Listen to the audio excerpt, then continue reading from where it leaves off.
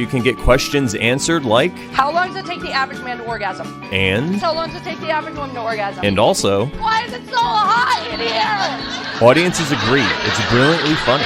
Raylene makes sex ed fun. This show is entertaining, factual, and relatable. There's nothing worse than being halfway done with sex and feeling your vagina shut down on you. You've got to see stand-up comedy sex ed. I am ready to go do that comedy show. Hey everybody, welcome to season 2 of the stand-up comedy sex ed podcast hosted by Raylene Taskowski and some other guest. And today's guest is Lori Reichel, which I never confirmed if that was the right way to say her name. It's actually Reichel. It's Reichel. Rhymes with Michael. Okay, and I would have gotten that because my husband's name is Michael. She's a former school health teacher, which I'm excited about because you know that sometimes we take them to task on this podcast. She loves to provide tools to help families have conversations about real life events like puberty. She's the creator of the Talk Puberty app and author of Common Questions Children Ask About Puberty, a Mom's Choice Award winner. And she has a website, podcast called Puberty Prof. And she is also the 2010 Health Teacher of the Year named by Shape America. So this woman knows how to talk to kids about sex, and I'm super excited to have her on the show. Thanks for coming. Thank you so much for having me.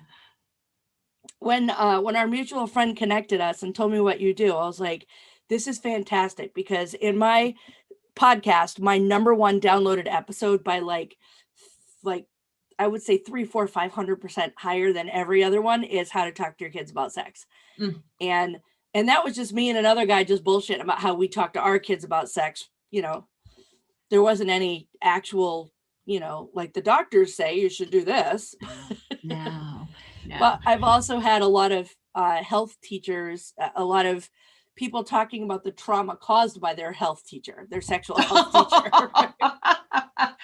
I don't believe I've done that. I am connected with a lot of my former middle school people. Some of them are in their 30s now, and they remember a very safe environment for the most part, that they felt like they could ask me any question. I remember some of the questions. That's why when I would teach about puberty and other topics, sexual health topics, I would collect their questions. And I always wanted to put it together in a book, which that's Common Questions Children Ask About Puberty. That's that book. But there was just something about having a comfortable environment. And it's really neat. I believe I still do that at the college level now, because now I train future teachers how to talk about all these health topics. Yeah. And one thing that we've come across is that we got a lot of people, especially high school teachers, teaching about sex, but they're not trained to teach about sex. It's just part of a curriculum. And they do a lot of damage because they're in a position of power and they're saying things, and kids are absorbing it and thinking that that's the be all end all. Yeah. And especially if they are, not straight, if they're gay, lesbian, transgender, and, they're getting information from some dude who happens to be their gym teacher. Yeah. And they're, it makes a mess. Yeah. Well, to let you know, SHAPE, that's the Society of Health and Physical Educators in the United States. I actually am chairing a committee for them for a sex ed statement that teachers can have and show it to their administrators, or administrators can use with the public, the families. And it supports healthy human sexuality conversations in the classroom, what's going to be taught, including communication skills, decision-making skills, that kind of thing. Certainly, I did not know how things are taught. I knew that when I taught back in New York, because I'm originally from New York, I would teach in schools that actually allowed us to have this comprehensive education being taught. And I remember being at the high school where I had a student that's like, we were going over steps how to properly use a condom. And he's like, my girlfriend's school district, 20 minutes away, it's abstinence only. And people are walking around pregnant, but the teachers are not allowed to teach it. So he was the one that actually went and taught his girlfriend's friends how to properly use condoms. Right. And that's amazing. that to me is incredible. And I didn't know until later when I went to Texas for my doctorate. I went to Texas A&M, and I was interviewing college students to hear what they learned, because this was practice research. I was amazed that they were told things. And in the state of Texas at that time, you don't have to teach about medically accurate information. That blows my mind away. Yeah, if you want to do some research, look up what states require medically accurate information. Medically accurate, if I can say it correctly. Not all of them do. Wow, that's kind of mind blowing. Like, I didn't say anything because I think my face was just like, what? I saw that. But you know what? To be fair, Texas is one of the places where you have to be careful if you sell sex toys. Yeah. You know, like you're only allowed to have, you know, they have to be called educational items. You can't ever say that they're anything medical related. Like, you're not even supposed to say that you can have an orgasm with them. And you're not technically allowed to have more than 5 in stock, but that might have been overchanged since I started with my company. But yes, you weren't even technically allowed to have them. And every now and then they would just bust into a sex toy store and arrest everybody because they could. Yeah. Yeah. I mean, I didn't see that there, but I was amazed. Even when I was there, they had testing on campus for HIV, and they advertised it as confidential. No, they advertised it as anonymous, where the testing site was. And it turned out it was confidential. And they were asking people for their names, their addresses, and their social security number. Oh. And I was like, whoa, Big Brother is watching. Yeah, and that's not confidential. No, that's not. So that's where it's just really interesting how states do things. And when I spoke to somebody at the State Department, they were like, we've never had an issue like this before. Somebody was questioning where they can go for anonymous testing. And I'm like, I'm from New York. You call up the 800 number and they say, go here, go here. You know, you can have it confidentially, and they'll explain the difference between confidential and anonymous. Right. Yeah, I mean, it is kind of scary. Like, I've talked to obviously a number of people about sex over this podcast, and the information that they get is varied, and some of it is flat out wrong, and it cannot be healthy. And the number of people growing up not even knowing their own anatomy. Like, I've done parties where people think their clitoris and their cervix is the same thing. Yeah. I'm like, they're not even near each other. No.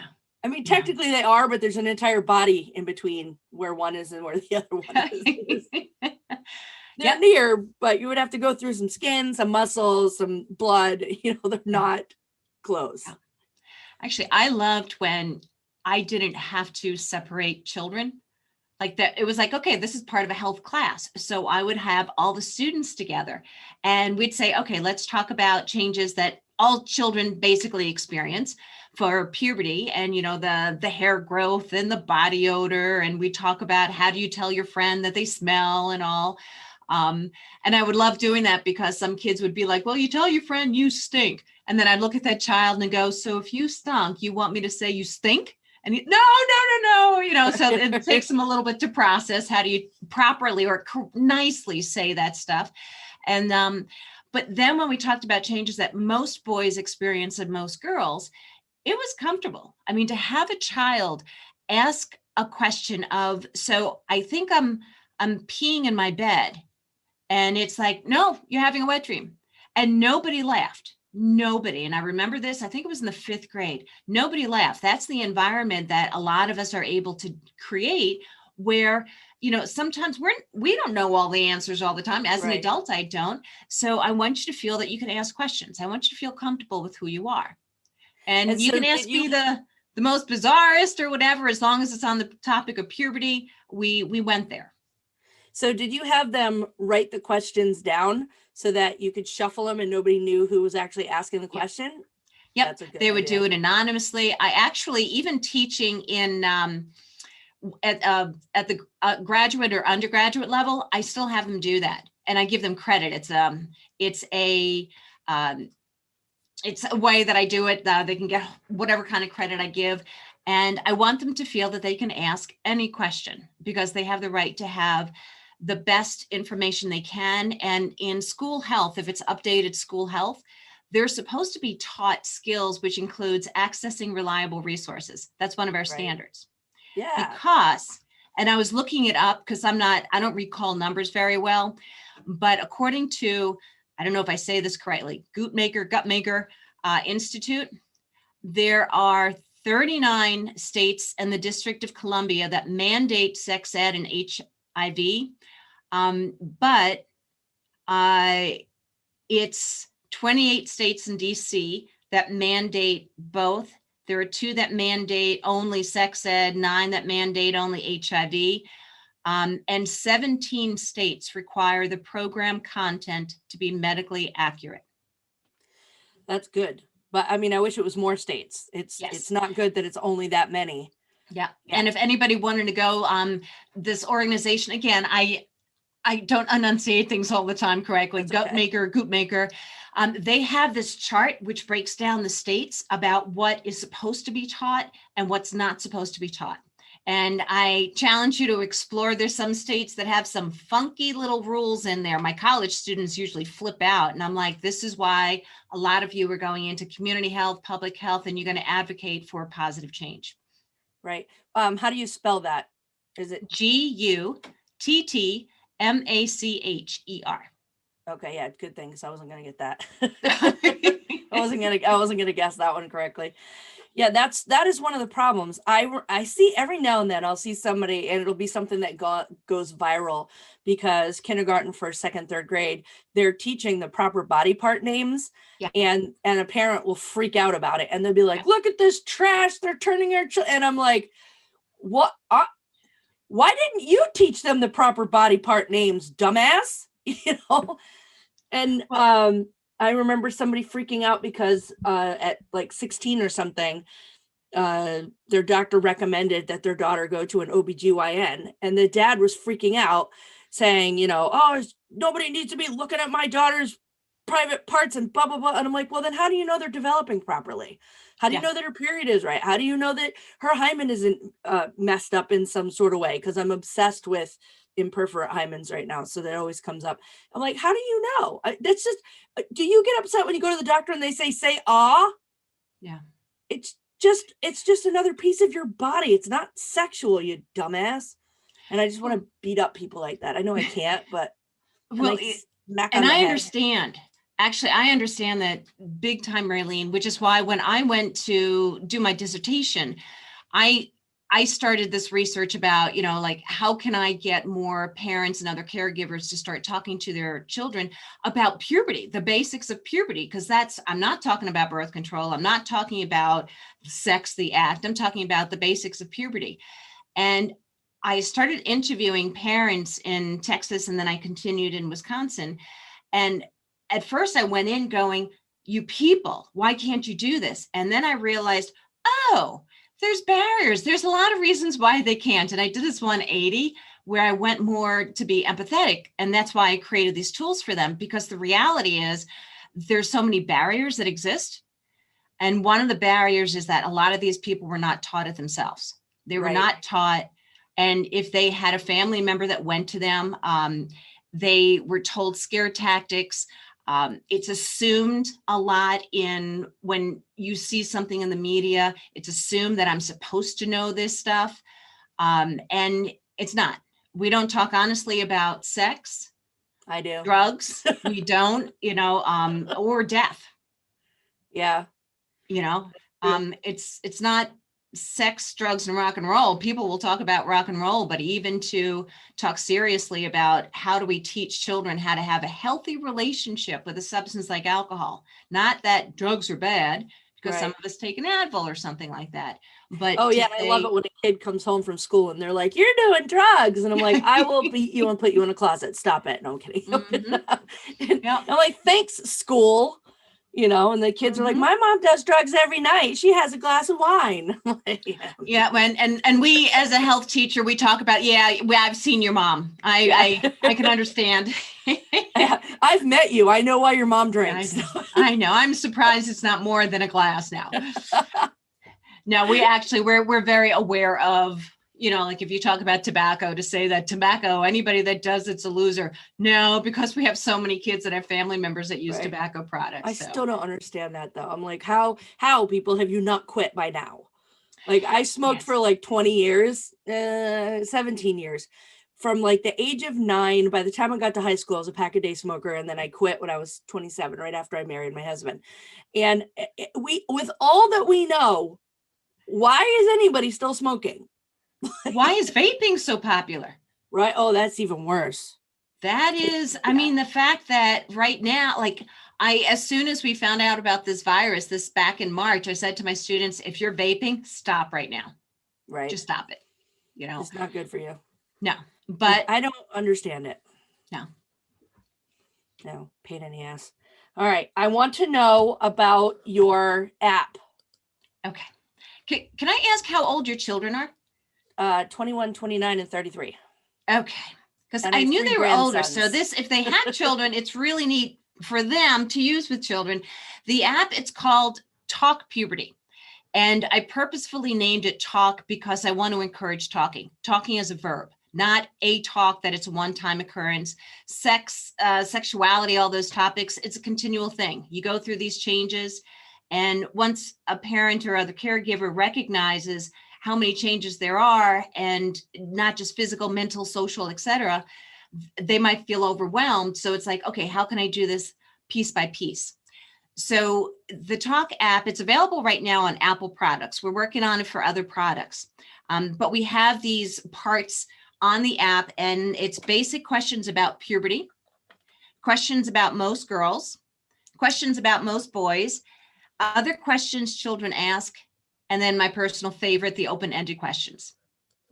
Yep. So for 4 of these parts, like the basic questions about puberty, you would open it up, and it's very simple, and we wanted it to be simple.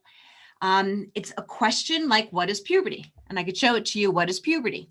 Yep. And then you slide to the next, and there's a simple answer. It reads, puberty is the developmental phase of a child's body maturing into an adult's body. So it's simple. So if I'm with a child, and I've had health teachers use this in the classroom. So they'll see a question and what is puberty? And they'll, oh, what do you think it is? And it leads to discussion. And then you go to the next slide and there's an answer. And so it goes over the basics. So from hair growth to like acne and genitals maturing and maturity overall. And then when you go to most girls, it'll go into questions about breast development and a bra, if you choose to wear a bra, and menstrual cycles and menstrual products, that kind of thing. For most boys, it goes into more about voice changes because it's more noticeable, but then other things with hair growth and shaving, but erections, ejaculations, wet dreams, that kind of thing. The last section about other questions, it goes into questions that children will typically ask as you're having a puberty talk, and they might ask something about, why does the doctor check this part of my body?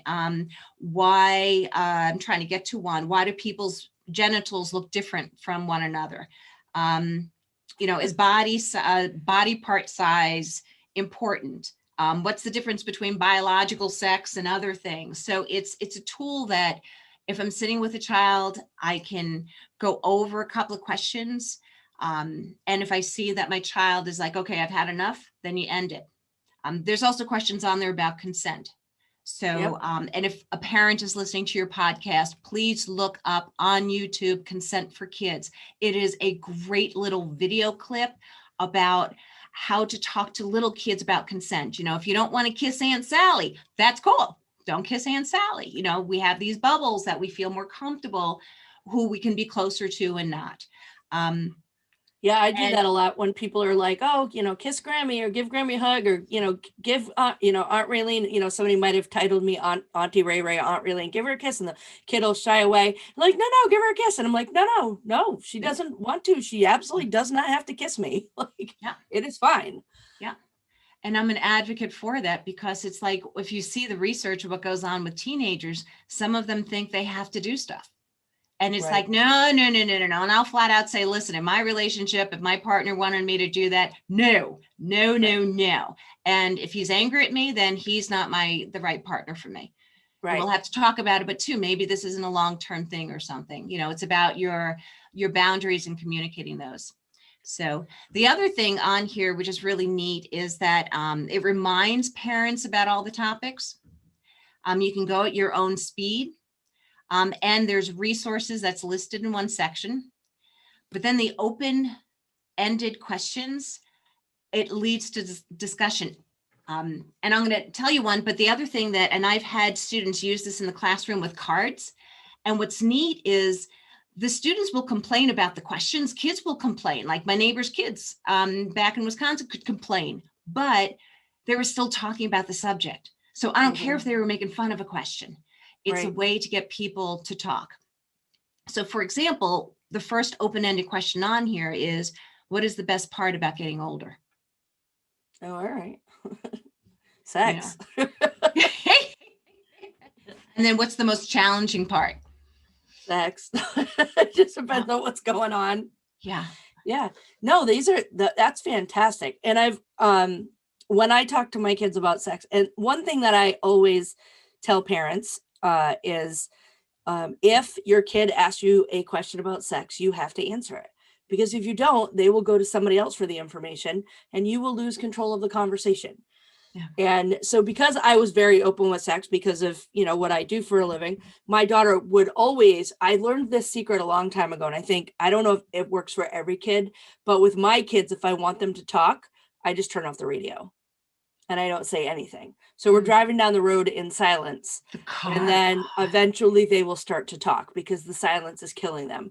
And you get all the good information when that happens. And so that my daughter would ask me questions and I would answer the exact question that she asked. And then I will say, do you have any other questions? And either the answer was yes, or the answer was no. And then we either continued on with the conversation or we turned the radio on or whatever. But I love that I gave my kids a place to ask questions. Now, because of what I did, I was also very cautious about it. And I told her, you are not allowed to talk about sex in school with anybody. Okay. But if you hear somebody say something that is wrong, you have permission to correct them. But you are not going to be the kid that everybody comes to for, I don't want your name and sex in the same sentence. So can I ask, was there ever a question that surprised you that you were asked? Yes. And I have talked about this on other podcasts before, and it's one of the reasons I tell people you must talk to your kids about sex. I had done the condom conversation with my daughter in 8th grade because I already knew there were kids in her school who were going further than I would have thought was appropriate for 8th grade. But, it gets younger and younger every year. And so I brought out the, Mr. Dependable, the, rather large suction cupped dildo. And I, handed her the condom and I said, open it up. And she goes, ew, it's slimy. And I said, now you know. And I said, put it on. And she looked, she goes, I don't think it's going to fit. And I'm like, that's what every boy is going to tell you, but it will. So put it on. And she goes, how far does it go? I said, all the way to the base. And then when she was done, I unraveled it off of it and I put it over my hand. I said, listen, it will fit. Yeah. Okay. Mm-hmm. And then, and I said, when you take it off, make sure you never pull it by the tip. My favorite thing is she looked and she said about the toy, are they all that big? And I said, yes. In my comedy show, I say, I swear to God, I got 3 more years of virginity out of her just from that one scary thing. Like, yeah, they're all let her figure out for herself that was a much larger than the average guy. But then afterwards, I had told all of her friends parents that I was friends with, that I had done that. And they all said, could you do that with our kids? And I'm like, if it's okay with you, I will absolutely have this talk with your kids. So I go and I do the exact same thing. The next time the kids came over, one of my daughter's friends says, so I hear we're going to have the talk. Let's go. And I'm like, okay. So I got everything and they put it on, they took it off. And I said, do you have any other questions? And she said, yeah. What's the deal with anal beads? In 8th grade. Yeah. And Oh yeah. So then I say to people, because if you don't talk to your kids, you don't know what they're hearing from other people. And there was a little boy who would come home. I mean, I don't want to call him a little boy. He was 8th grade, but he would come home and get on his dad's computer and watch porn. Yeah. And so there were these graduated bead necklaces that were all the rage 8 years ago. And every time she wore that necklace, he would say, that looks like anal beads. Mm-hmm. And so I just, gave him the factual information. Some people get, pleasure from anal stimulation. Beads got to be, and I actually did my jokes like I do at my parties. I gave them the information. Yeah. And I'm like, do you have any more questions? And they're like, nope. And they went out and did their merry rest of the night. But that stunned me. I really did not expect that question. Yeah. Yeah. Oh, and then much earlier I had done we were in the car and one of them had brought up blowjobs and she thought it was just blowing on the penis. And so I corrected her. And so I don't remember what it was. I think it was my birthday or something this year. She wrote on my Facebook wall, thanks for being the person that taught me that blowjobs didn't mean blowing on a penis. No. Mm-hmm. I was like, okay. I think she texted it to me. I don't think she put that out in the world, but I was like, yeah. So, I mean, because you just want them to have the proper information. Yeah. And they already had the questions. So it was silly that somebody wasn't answering them. Mm-hmm. And I think that's why, like, this app is really for parents. And there's a second one potentially coming out called Talk Before Sex. And that one is going to focus more for teenagers and young adults, as well as family members, to talk with their kids about other things regarding sexuality, because families need tools to do this. If they haven't been taught and they think that a one-time conversation or use condoms is enough, it's not. Right. And you also we covered this one in my first episode. You also need to tell them how to take care of condoms. You can't just leave them in a 90-degree car. Yeah, I remember that from listening to your episode, and the car, and I think also the wallet was said. No, there's something, in the pocket, whatever it was said, is like, yes, because these need to be stored appropriately. Right. Yeah. We don't want to get holes in them. No. You don't want to, No. I remember seeing a picture once upon a time about a mom had taken a condom and stuck it to her kid's cork board and said, make sure you use this. And I was like, well, you just stuck a hole in it. Just stuck a hole.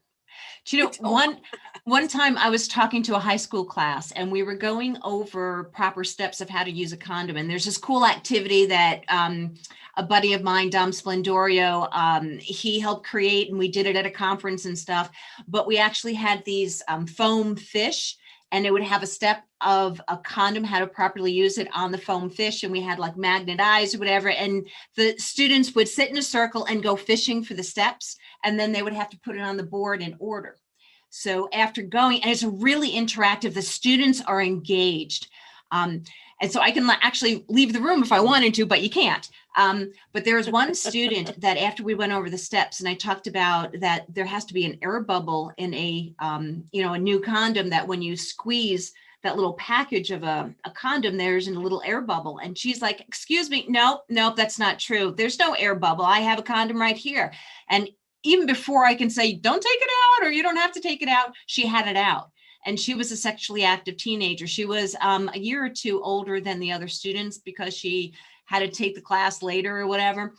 And she took it out and she's like, look, no air bubble. And I'm like, really? And I said, hand it over. She gave it to me and I turned it over. There was a rip in it. Uh-oh. And I went, look. And she went, oh. And I still have that. I mean, this is years later, but I use that to demonstrate that students think they know this stuff.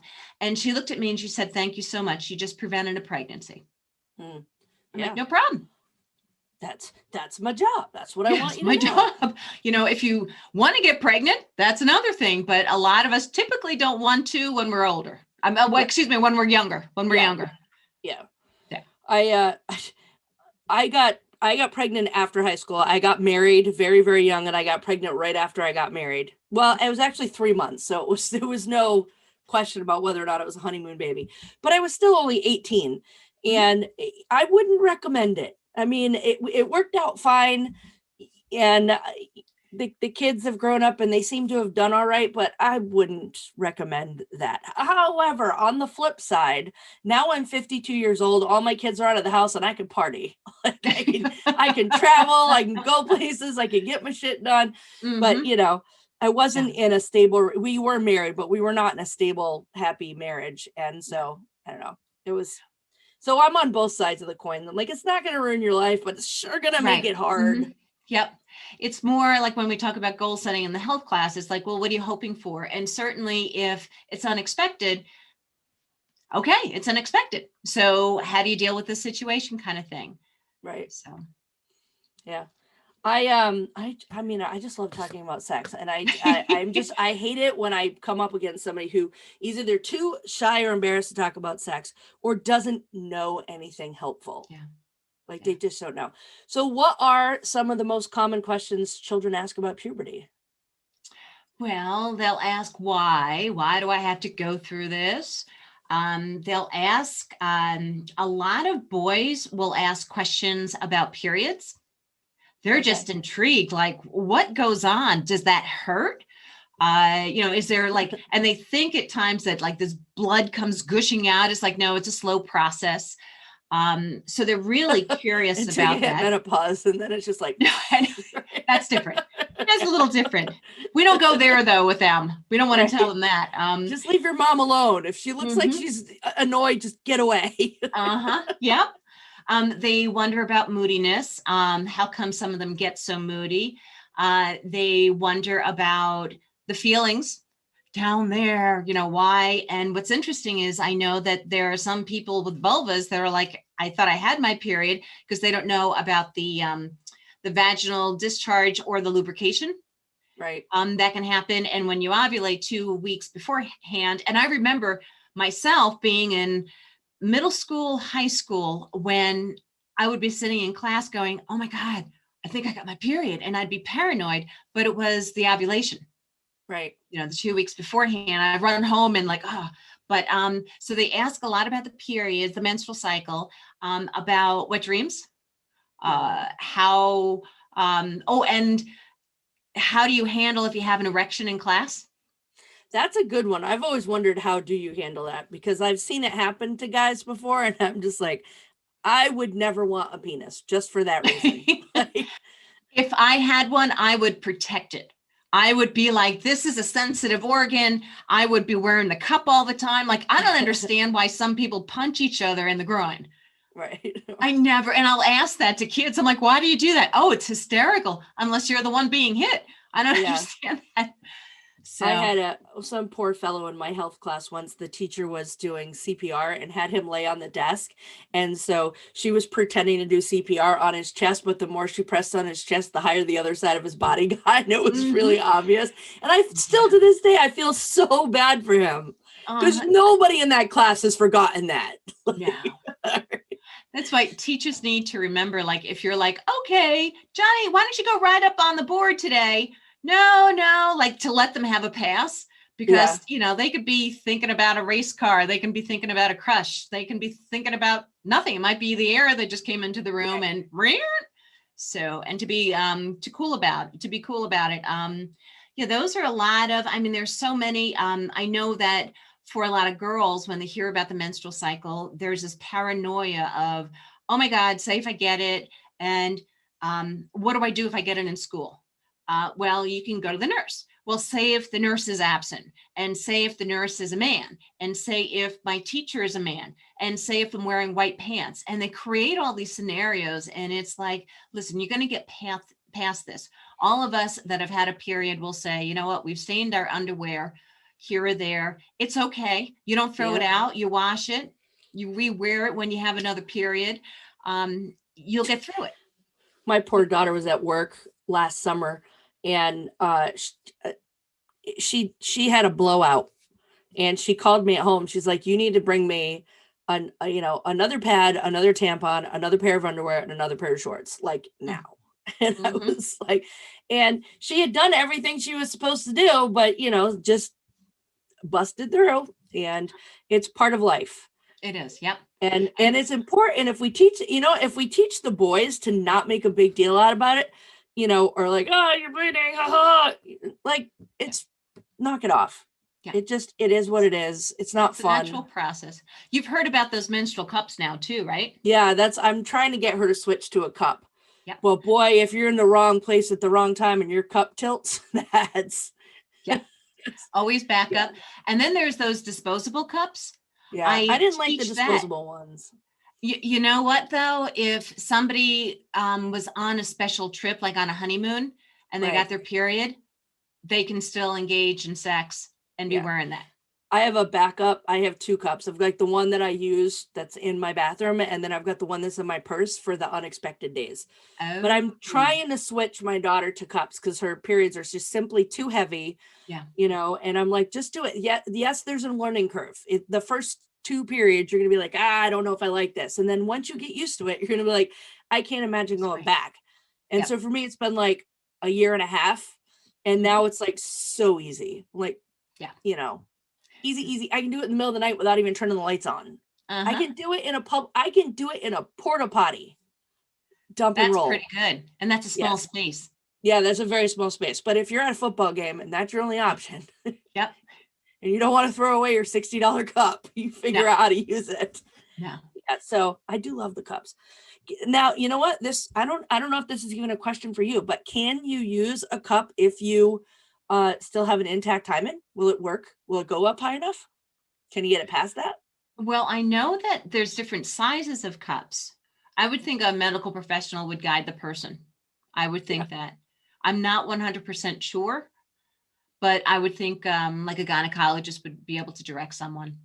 Yeah, because I know that my daughter had an imperforate hymen and she couldn't even use a tampon. It just wasn't going to go in ever. Yeah. So like if a tampon can't go in, I'm pretty sure this cup's not going to fit in there either. I would think the disposable ones, because it looks like a diaphragm. It can go in pretty easily. That one, yes. But yeah. And it's funny when you tell little kids about those tampons, they're like freaked out. They're like, where does that go? Right. That's the other thing they're curious about. Like, how does that fit in there? Well, that's why when I did the toy, and she's like, oh, are they all that big? Yes. No, they're not all that big. It's quite possibly the meanest thing I ever did to her, but if you believe they're all that big, they're not. Yeah, they're definitely not. They're not even on a good day, So yeah, what about, you said they have questions about hair? Yep. So I was not I grew up in the 80s, so we were a fluffy bunch. And then by the time my oldest started going through school, everybody was full on waxing.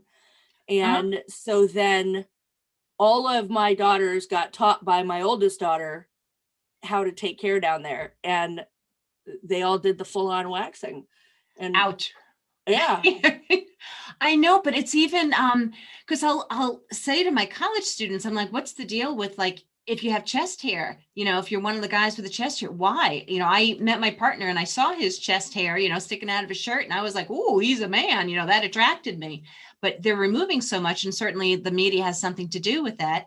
But you have to, I'm forgetting the name of the product, but there's shavers that remove that hair for people with testicles and penis. And then they have toner for that area as well as deodorant. Yep. Oh yeah. There's a company called Ball Wash. There's a bunch of them. And I'm like, wait. Manscaping. Yes, that's what it is. Manscaping. And it's like, why don't you just take a shower? That's going to resolve a lot of, you can save your money. So yeah.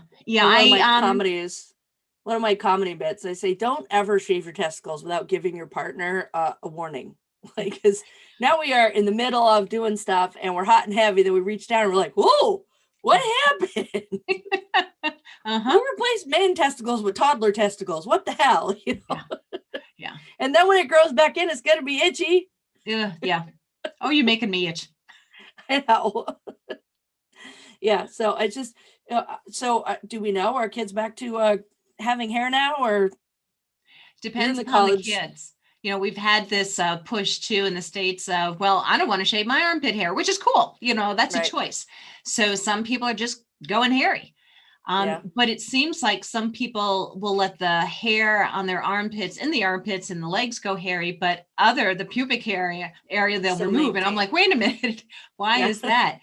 And they think it's cleaner. But the other thing that we're seeing with people is that they think it's, if you watch porn, it has to look like what you see in porn. And that's porn. It's not truthful. Right. You know, a lot of it, I know there's certain porn movies that are trying to be more realistic, but then a lot of it that you see online for free and all that stuff, it's unrealistic. And hair is there. So, but I haven't heard much regarding, I believe that trend of removing all that hair there is leaving. But then again, when I talk to like college students, I don't like go up and go, okay, so, you know, introduce yourself, say your pronouns and whether or not you have pubic hair. Go. Yeah. Well, I just think like, I honestly, I think for a lot of people, they just like, oh, I'm going on a cruise or something. Just gonna rip that shit out. Like, cause that's the only time I'll get waxed. I'll go in cause like, I want it all gone. So I don't have to worry about the whole time I'm on the cruise. Do the armpits, do the, you know, the girly bits, and then I'll take care of my legs. Those are fine. I don't even care if those get fluffy. Right. Keeps you warm in the winter. It does. Don't you hate it when you shave in the middle of the winter because you have some fancy event and then your legs are cold for like 4 days? I know. Uh-huh. Yeah. You're laying in bed. You're like, oh, there's all this room between the sheet and me, or there's no room, or whatever it is. Such a pain. All right. Do you have any other subjects that you want to bring up while you're here? I just encourage. What do you think is the most important thing for kids to know? That puberty is part of life, and to allow your body to go through it. Don't think that if you have friends that are going through it, you'll never go through it. Like if you're concerned, you can talk to a medical professional. The other thing is, please go talk to a trusted adult.